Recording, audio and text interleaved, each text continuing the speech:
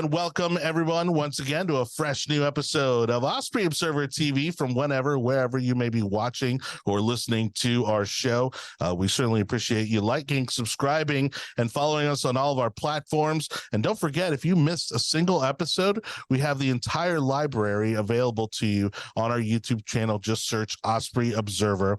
We have lots of great episodes on there for you to follow along. And today is a very special one because we don't typically like to talk about ourselves, but we absolutely have to because we have a very special person to recognize today.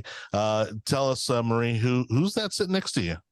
Oh my goodness, it's very hard to believe because we were just babies when our history started. But Kerrie Hoening, who is our Valrico and FishHawk advertising rep.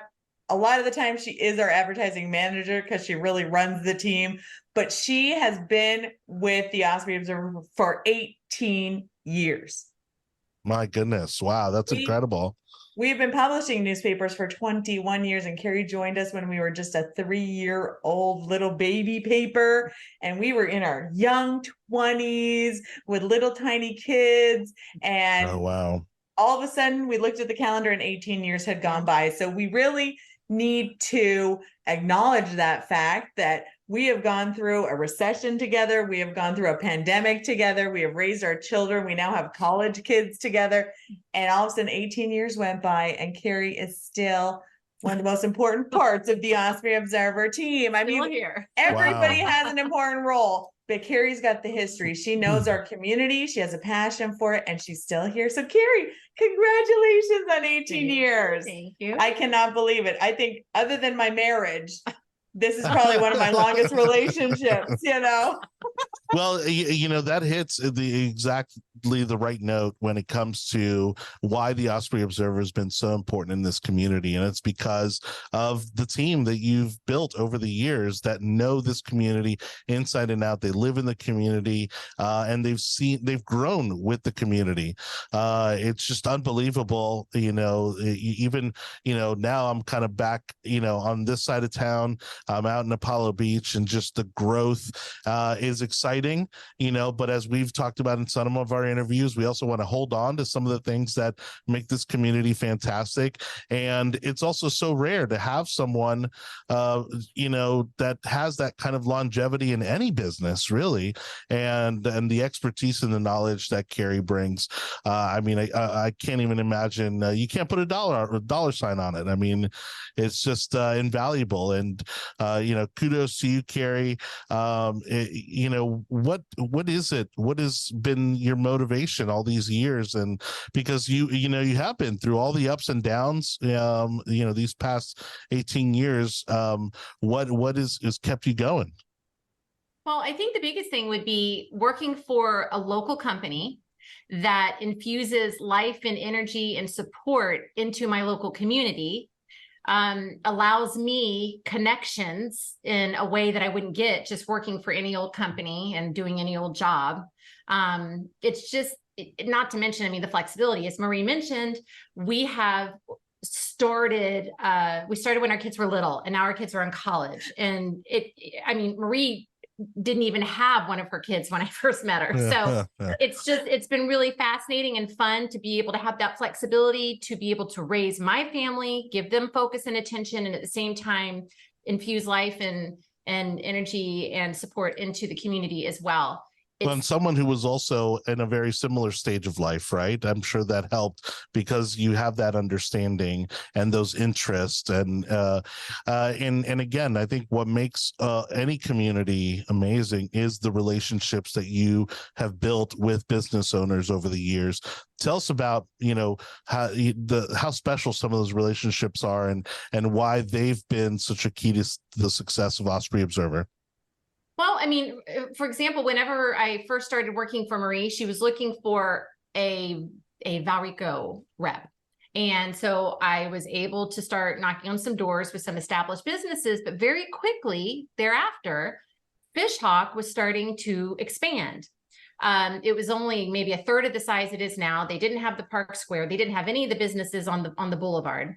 So she needed somebody to start managing that. And being a FishHawk resident, it seemed like a good fit. So being able to go in and literally meet every single business owner that was starting out in that community was really exciting for me. So years later, many businesses that started with us years ago are still with us today. Those people are friends. We can coalesce and do things together. I would say the biggest impact would be that anytime we have some kind of charitable event, which our community is constantly supporting charities, right? Yep. It's great that we can rely on each other for support in that respect, financial support, donations, just bodies, just love for East Hillsborough in such a way that we can have these relationships that we built over the years to, be able to elevate those types of charities in our area. It just makes us an all around better community. So I've really had the privilege of being able to meet people from the ground up for many, many years. It's a privilege for me. So. Yeah. And so how has the evolution really of, remote work, or even doing stuff like this, like a podcast, how has that influenced, what you do on a daily basis and what Osprey Observer is able to do? Well, I'll be honest with you, Johnny, it doesn't really affect us one way or the other. We've always been remote and in person. So the pandemic didn't affect us as much. If anything, during the pandemic, we were able to support businesses that did have to make those transitions and struggle. Mm-hmm. We were already in a really strong position to be able to do that. So we are multifaceted in the way that we can connect with people, always have been. And admittedly, there are maybe one or two people, corporate people that I have not personally met. We've always done stuff remotely. It could be an ad agency that's, in Michigan, for example, that I work with, or another one in Virginia. So it really hasn't affected us that much, but it was really exciting that when our community needed us the most, we were in a position to be able to give back and help them in the best way that we possibly could to support their businesses through a very challenging time. Well, and I would say right now is that very moment. I mean, we are seeing a large contraction of print media when it comes to, the larger entities. When we talk about even, the Tampa Bay Times or the New York Times and the Washington Post, like all of these, the industry as a whole is contracted, but that makes the Osprey Observer that much more important because nobody else is going to cover the news and the businesses of our community the way that you guys do. Well, right. It's like comparing apples to oranges. I'll have some people who tell me I can't, I don't want to invest in print media. Well, we're not print media. We are your local community newspaper. So because we focus on the things that our community cares about, people read us. And when people read us, they support our local businesses. So we do not even consider what's happening with print media and these larger publications around us as a threat to us. We are still going strong. We've never, even when we had the housing crisis in 2008, when people were losing money, even when we had the pandemic, even now when people are feeling their dollars are really tight, we've never struggled and suffered on our end. We have made some accommodations to help businesses, sure, but it hasn't affected us on the whole. And I think because people recognize that we are a partner with them. We're not another entity taking their money.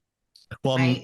Also that's a major kudos to the person sitting next to you, which I know is an incredible community leader. I can imagine she's also an equally incredible person to work for. And part of that comes along with, making some of those tough decisions and evolving and also, again, continuing to provide an incredible service to the people who've allowed the Osprey Observer to have the longevity that it's had. I don't disagree with you at all. I mean, we are two alpha females. We're very opinionated. And listen, there were probably at least 3 times in our 18-year history that we almost divorced. Or needed therapy. Couples therapy. But we do respect each other and we make each other better. Marie knows that I am going to do everything I can to make the Osprey Observer the best it can be. And I know that that's her feeling as well, obviously. So we're going to push back on each other. We're going to give each other ideas. We're going to inspire each other.